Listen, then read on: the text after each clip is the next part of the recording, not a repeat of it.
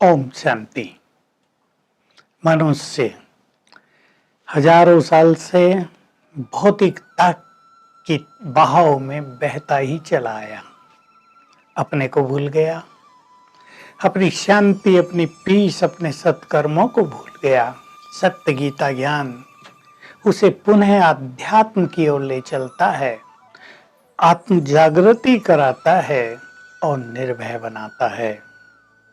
एक बहुत बड़ी समस्या संसार में भय की है, और भय का बीज मालूम है कहाँ है? मृत्यु का भय। अब मच्छर को भी देखो, अब उसे मारने लगो, कैसे भागता जान बचा के। छोटे से छोटे जीव को मृत्यु का भय। गाय भैंस सबको देख लो, शेर को भी देख लो, आप हाथी को देख लो, मृत्यु का भय सबको है। क्यों? क्योंकि अध्यात्म को भूलने के कारण, सत्य ज्ञान की विस्मृति के कारण हर मनुष्य देह अभिमान में आ गया है। वो अपने को देह मान बैठा है, देहधारियों से मोह हो गया है, और सबसे बड़ी चीज अपने शरीर से मोह हो गया। जो साधन है उनसे मोह हो गया, उनके जाने का भय सताने लगा। ये चीजें चली न जाए, उन पे डिपेंडेंट हो गया मनुष्य। और अपने देह से इतना मोह हो गया कि देह को जरा सा कुछ हो जाए तो मनुष्य परेशान होता है। ये नहीं कि पीड़ा होगी तो उसको पीड़ा फील नहीं होगी, वो तो होगी, पर जिसको आत्मज्ञान है वो घबराएगा नहीं, वो उसका उपचार करेगा और उससे बाहर आ जाएगा। तो आत्मज्ञान जो गीता के दूसरे अध्याय में बहुत विस्तार से दिया गया है, उस आत्मज्ञान से मृत्यु का भय समाप्त होता है।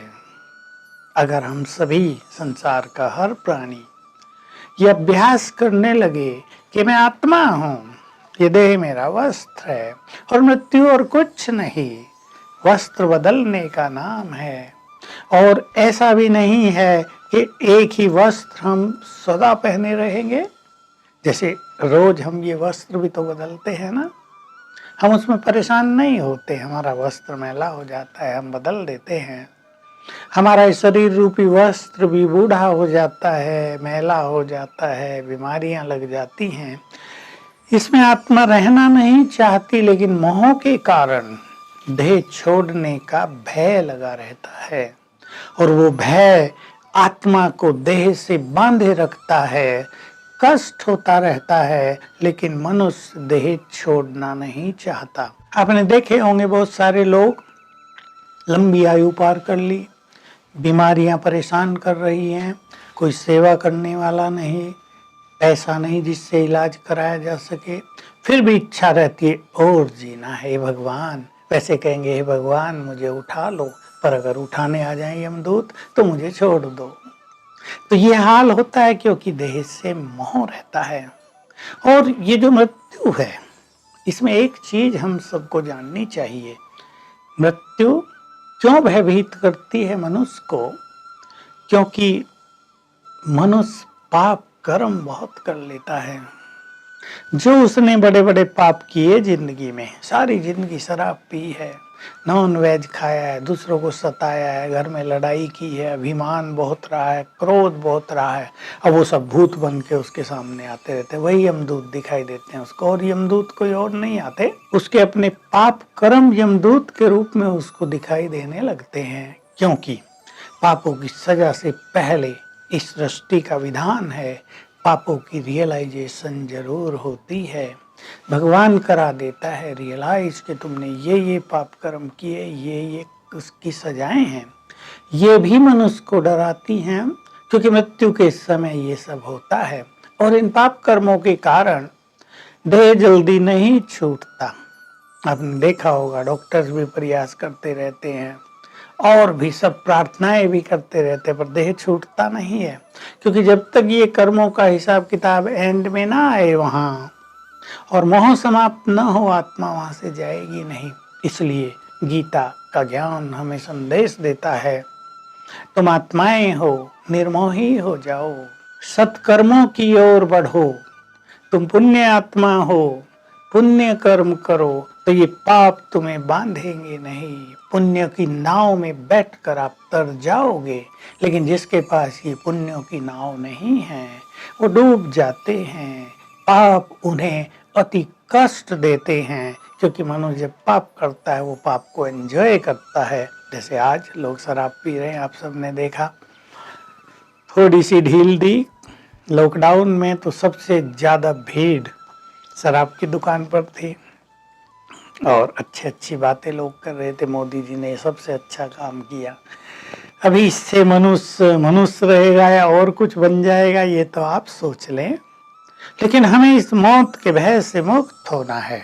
अपने को आत्मा समझकर इस चीज का चिंतन करना है कि मैं आत्मा पीसफुल हूँ, देह से न्यारी हूँ। मैंने इस देह में प्रवेश किया है। जैसा ये शरीर है मुझे, वैसे ही अनेक शरीर मैंने लिए हैं और छोड़े हैं। अब ये देह भी मुझे बदलना ही होगा। जब ये देह का समय पूरा हो जाएगा मैं इसको छोड़कर दूसरी देह में चली जाऊंगी। इस तरह का चिंतन हमें निर्भय बनाएगा। जो साधन अब हमारे पास हैं, आपके पास ज्वेलरी है जिसमें आपका मोह है, आपके पास अपनी पर्सनल कीमती वस्तुएं हैं जिनको आप देख देख बहुत खुश होते हैं, होना भी चाहिए। उनमें ममत्व रहता है, वो आपको रोक रहे हैं, उनके कारण भी मृत्यु का भय हो रहा है। आपको पता हो हमने अच्छे कर्म किए, अगले जन्म में ये सब चीजें पुनः मिल जाएंगी, ज्यादा मिल जाएंगी। इस जन्म में हमारे ये संबंधी हैं, ये बच्चे, ये पति, ये सास ससुर, ये रिलेटिव भाई बहन, अगले जन्म में हमें दूसरे मिल जाएंगे। ये परिवर्तन होता रहता है। इस परिवर्तन को कोई परिवर्तित नहीं कर सकता, इसको हमें स्वीकार करना ही होगा और ये होता ही रहेगा। इसलिए अपने को निर्भय बनाना है और इस परिवर्तन के लिए तैयार रहना है। देखो मैं आपको बताऊं, अभी कोरोना का प्रकोप चल रहा है तो संसार में बहुत सारे लोग भयभीत हो रहे हैं। ये अनचाहा डर बहुतों के दिल में बैठता जा रहा है। कईयों को रात को नींद नहीं आ रही है, कई लोगों को ऐसा लगता है कोई उन्हें दबा रहा है, कई लोगों के पेट खराब हो गए हैं, एंग्जाइटी हो गई है, टेंशन बहुत रहने लगा। कई बच्चे हैं पढ़ते हैं, बहुत लगन से चल रहे थे, बहुत उमंग से चल रहे थे, हमारी पढ़ाई का क्या होगा।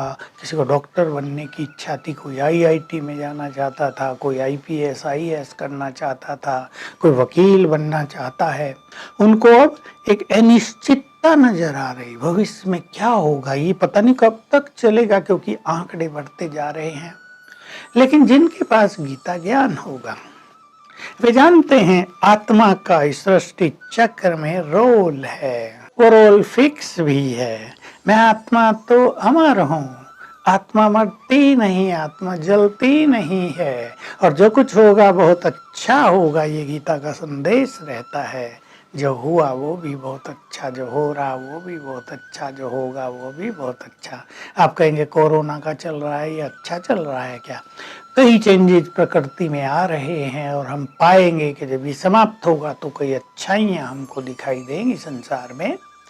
तो अपने को बहुत पॉजिटिव कर दें, इस भय को भी समाप्त कर दें, क्योंकि ये भी मनुष्य की परीक्षा होती है। अगर हम भयभीत हो गए तो हमारी मानसिक शक्तियाँ कमजोर पड़ जाएंगी। और एक बड़ी चीज, हमारी जो इम्यूनिटी है, इम्यून पावर है, जो रोगों से लड़ने की हमारे अंदर शक्ति है, देह में, हमारे ब्लड में, हमारे सेल्स में, वो शक्ति कमजोर होती जाएगी और इन बाह्य चीजों का इफेक्ट हमारे ऊपर आता रहेगा। तो आइए हम निर्भय बने। ये भय भी हमारा शत्रु है, इस शत्रु के सामने भी हम अचल अडोल पर्वत की तरह खड़े हो जाएं, अड़िग होकर खड़े हो जाएं और भय को अपने मन मंदिर में बिल्कुल स्थान न दें, क्योंकि ये भय अनेक बीमारियों को जन्म देता है। जो बहुत भयभीत होते हैं, बैड एनर्जी भी उनकी तरफ अट्रैक्ट होकर आती है। तो आइए हम सभी सत्य गीता ज्ञान के आधार पे अपने को निर्भय बनाएं, मृत्यु के भय से भी मुक्त हों, मृत्यु आए तो हंसते हंसते उसका आलिंगन करें और जीवन को जी भर के जिएं। ओम शांति।